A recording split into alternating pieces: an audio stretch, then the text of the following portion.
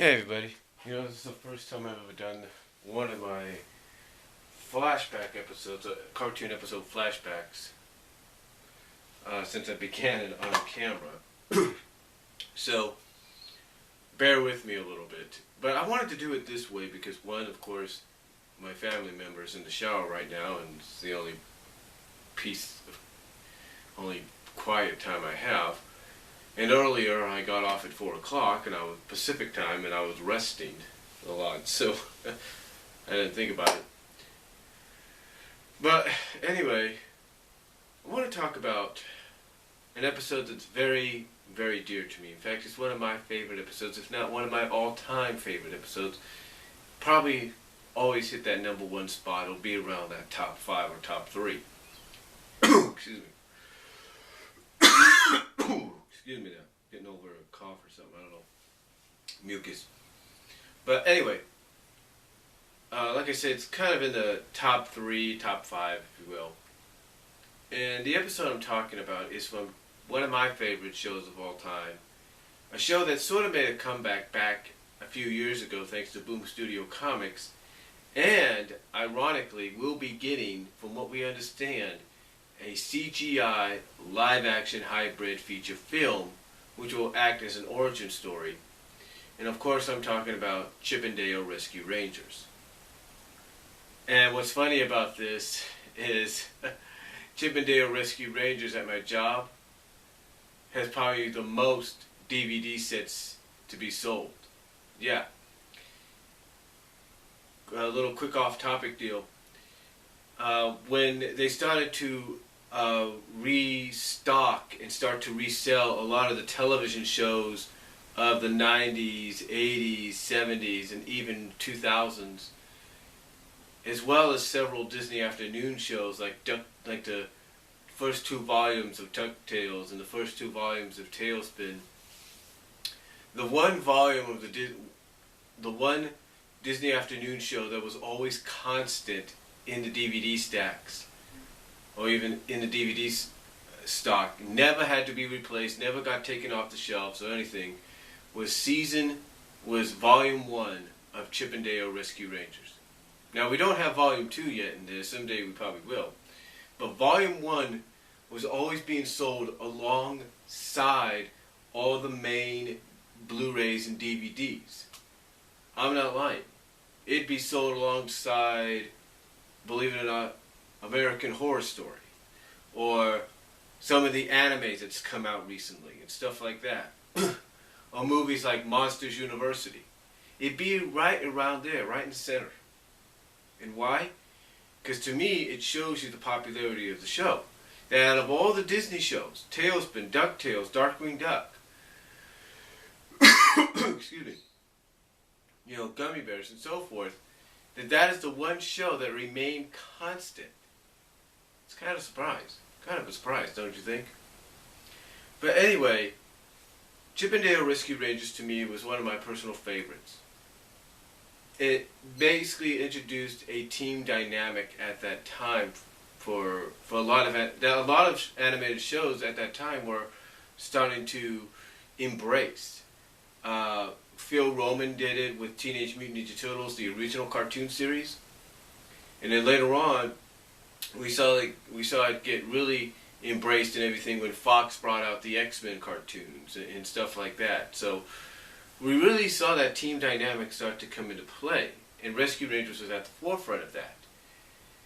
And to me, one of my favorite episodes out of Rescue Rangers, in fact, you go here on YouTube, you can check out my top 10 favorite Rescue Ranger episodes video.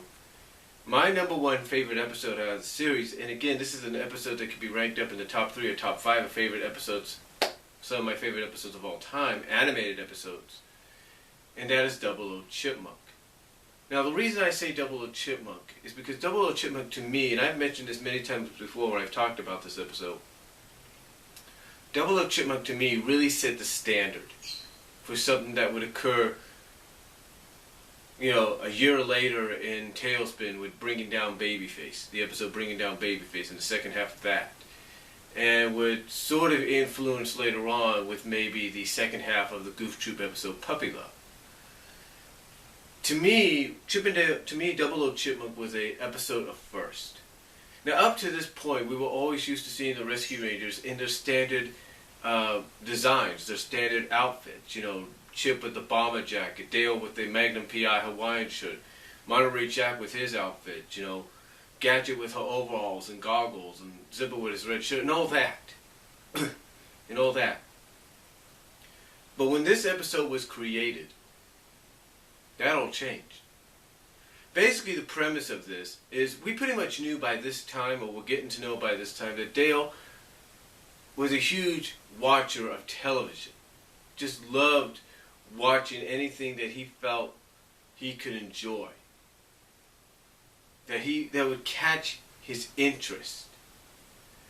They would actually do an episode later on about this where basically he would develop almost an insomnia because he kept wanting to watch television shows so late and late and late and late that everybody else would go to bed. They would try to stay up with him, but then they'd go to bed. And I think that was Last Train to Castleville or something like that. But the point is, Double O Chipmunk played on that a little bit at the beginning. See, Dale, one of the things we found out Dale was into in this episode was spies, kind of like James Bond-like. So, basically, Dale wants to, what is it, not envy, can't think of the name. Well, it's not envy, it's more like Dale wants to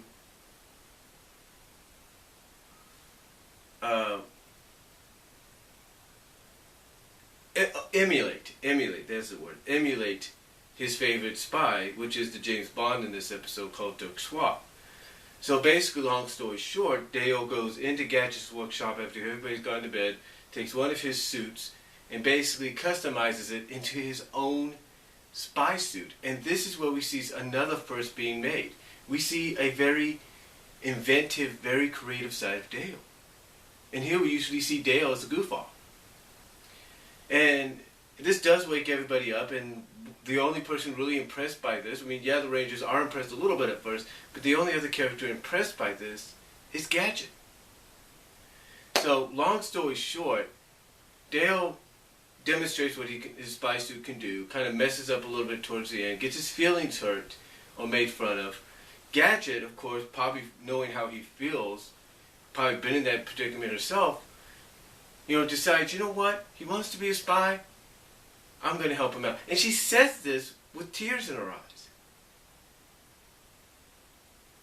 She says that something along the lines of, she says the line basically, if Dale wants to be a secret agent, then she's going to help him.